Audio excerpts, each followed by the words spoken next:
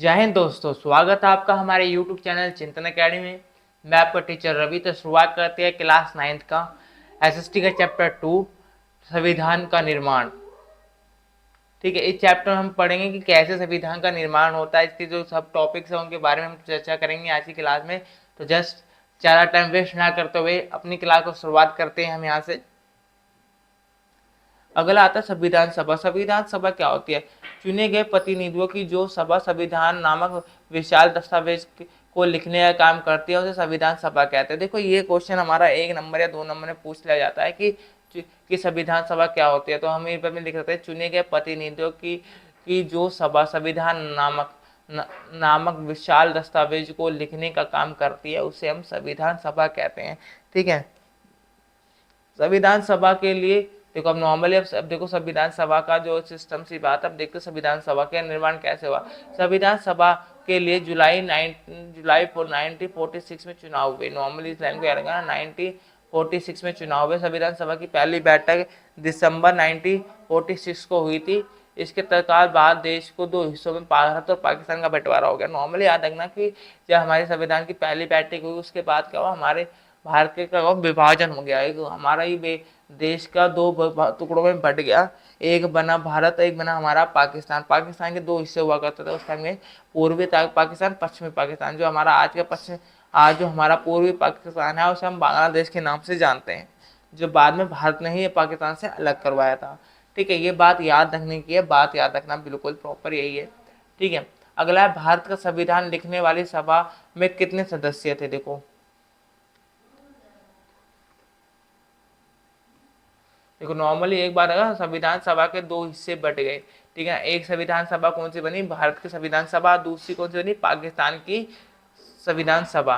ठीक है, नॉर्मली अब हमें आगे देना चाहिए कि भारत का संविधान लिखने वाली सभा में कितने लोग थे? कम से कम 299 सदस्य थे, जिन्होंने 26 नवंबर 1949 में अपना कार्य पूरा कर लिया। ठीक है ना, पूरा कर लिया। और एक पारुक कमेटी के अध्यक्ष, पारुक कमेटी वह कमेटी होती है जिसका लिखने का काम होता है। पारुक कमेटी के जो अध्यक्ष थे वो कौन थे? हमारे डॉक्टर बी राम अम्बेडकर। भैया बिल्कुल वीआईपी वाली लाइन है, बिल्कुल याद कर लेना, ये वाली स्लाइड काफ़ी इंपॉर्टेंट हो सकती है आपके लिए। ठीक है, उसके बाद क्या होता है कि राव अम्बेडकर ने चर्चा के लिए एक पारुक संविधान बनाया। ठीक है ना, अब प्रत्येक धारा पर 2000 से ज़्यादा संशोधनों पर चर्चा की गई। और नॉर्मली क्या होगी, 2000 से भी ज़्यादा लोगों पर चर्चा हुई, काफ़ी ज़्यादा चर्चा हुई। 3 वर्ष, ठीक है ना, इसको बनने में 3 वर्ष कुल लगे। 114 दिन की गंभीर चर्चा हुई।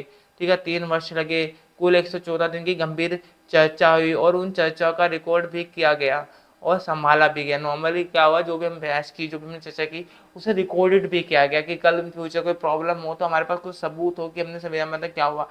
ठीक है, नॉर्मली अब देखो क्या है कि इन्हें कॉन्स्टिट्यूंट असेंबली डिबेट्स नाम से 12 मोटे खंडों में प्रकाशित किया गया है। इन्हीं बहसों से हर प्रावधान के पीछे सोचे गए तर्क भी समझे जा सकते हैं।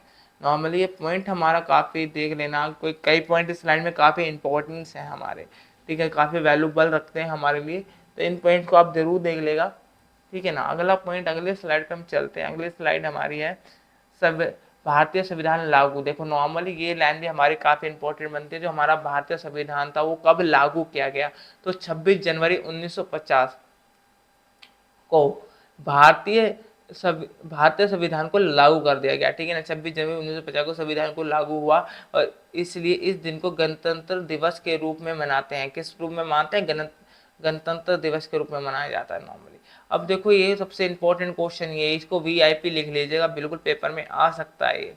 ठीक है ना, कि जो हमारा भारतीय संविधान की विशेषता क्या है? संघीय सरकार। क्या है? संघीय सरकार है। ठीक है, संस्थात्मक सरकार। ठीक है, संघीय सरकार वो सरकार होती है।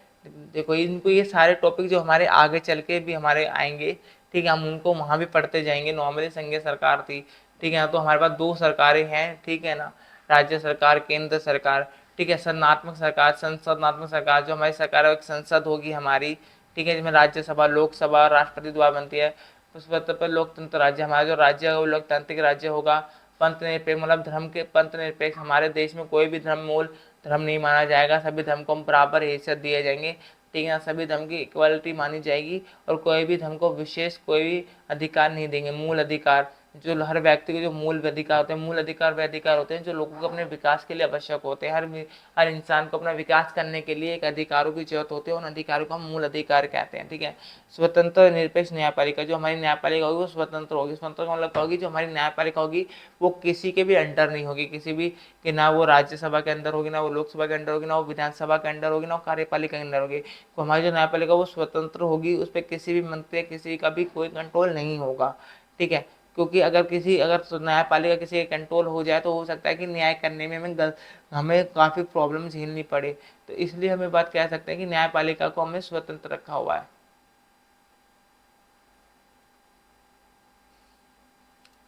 ठीक है, राज्य के नीति निर्देश तत्व, राज्य के नीति निर्देश तत्व हम आगे वाले चैप्टर में पढ़ेंगे कि राज्य के नीति निर्देश तत्व क्या होते हैं। राज्य के नीति निर्देश सिद्धांत वे होते हैं जो हमारे लिए ही बनाए होते हैं। ठीक है, अगला अगर ये स्लाइड पूरी हो चुकी है देख लीजिए, स्लाइड पे भी काफ़ी इंपॉर्टेंट पॉइंट्स आपके लिए लिखे हुए हैं, तो इन्हें पक्का आप देख लीजिएगा। ठीक है, अगला पॉइंट हमारा आता है, अगली स्लाइड